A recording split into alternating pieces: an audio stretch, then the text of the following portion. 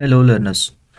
Python सीखने के series में आज हम देखने वाले हैं कि पाइथन के अंदर यूज होने वाले बाइनरी ऑपरेशंस कौन कौन से हैं। तो इस स्लाइड में हमने जैसा कि शो किया हुआ है कि पाइथन के अंदर मेनली ये एडिशन, सब्सट्रैक्शन, मल्टीप्लिकेशन और डिवीजन, ये चार तो जो मेनली यूज होने वाले मैथमेटिकल बाइनरी ऑपरेशन होते हैं वो तो होते ही होते हैं।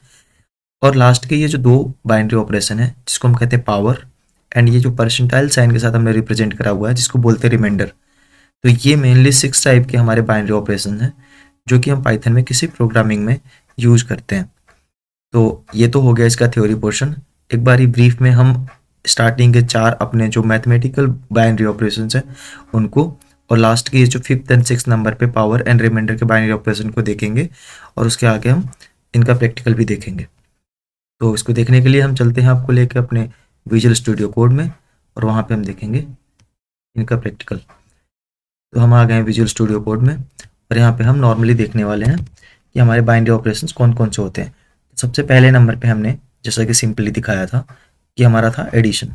तो एडिशन के लिए हम सिंपली लिखेंगे लेट्स से a equal to 1 and b equal to 3 and c equal to a plus b। तो इस केस में c के अंदर a और b की वैल्यू ऐड हो जाएगी, और इस केस में अगर हम प्रिंट करते हैं c को, तो हमें c की वैल्यू रिटर्न होकर मिल जाएगी जो कि है 4। तो ये तो हमारे न्यूमेरिक टाइप के वैल्यूज पे एडिशन परफॉर्म करा हमने। इन केस अगर a की वैल्यू कोई एक स्ट्रिंग होती, जैसे कि a की वैल्यू कुछ इस तरह की से होती शुभम, और b की वैल्यू जो है हमारी वो होती लेट्स से 4 फॉर नाउ। और इस केस में अगर हम c के अंदर a प्लस बी को परफॉर्म करते और c को प्रिंट करते, तो हमें एक तरीके का एरर मिलता जो कि है can only concat string not int. मतलब ये हमारा शुभम 4 के साथ कॉन्केट करने की कोशिश कर रहा है, और यहाँ पे एक रूल वायलेशन हो रहा है, वो ये कि स्ट्रिंग को स्ट्रिंग के साथ ही कॉन्केट किया जा सकता है, नंबर को नंबर के साथ ही ऐड किया जा सकता है पाइथन के अंदर, पर यहाँ पे हम स्ट्रिंग को इंटीजर के साथ कॉन्केट करने की कोशिश कर रहे हैं जो कि पॉसिबल नहीं है। तो हम आइदर अगर 4 को शुभम के साथ ऐड करना है तो पहले b को स्ट्रिंगिफाई करना पड़ेगा, जिसको हम बोलते हैं टाइप कास्टिंग। मतलब बाय डिफॉल्ट b की वैल्यू जो है 4 है, और इस वजह से b के अंदर इंटीजर टाइप की वैल्यू है जो कि 4 है। और अगर हमें b को ऐड करना है a के साथ, तो a और b दोनों आइदर स्ट्रिंग होने चाहिए या फिर दोनों नंबर होने चाहिए, और नंबर और स्ट्रिंग के साथ कॉन्केटेनेशन नहीं हो सकता।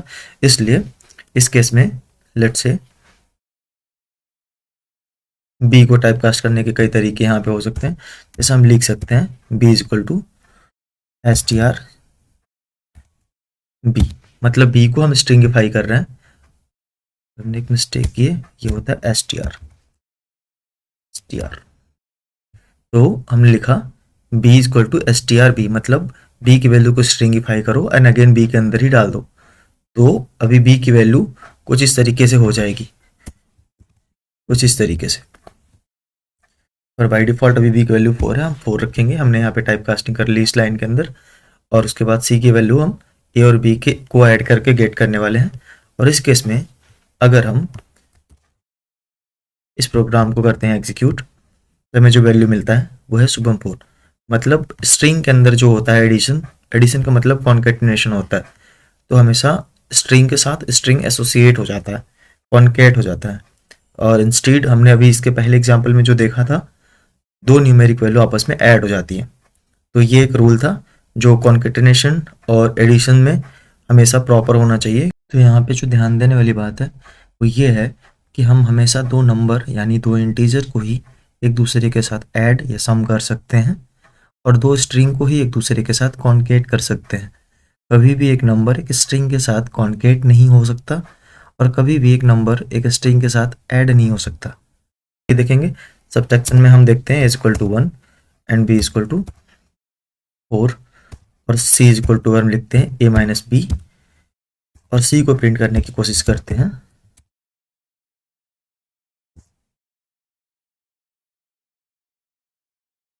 प्रिंट c, तो जैसा हमें -3 मिलना चाहिए और ये -3 है।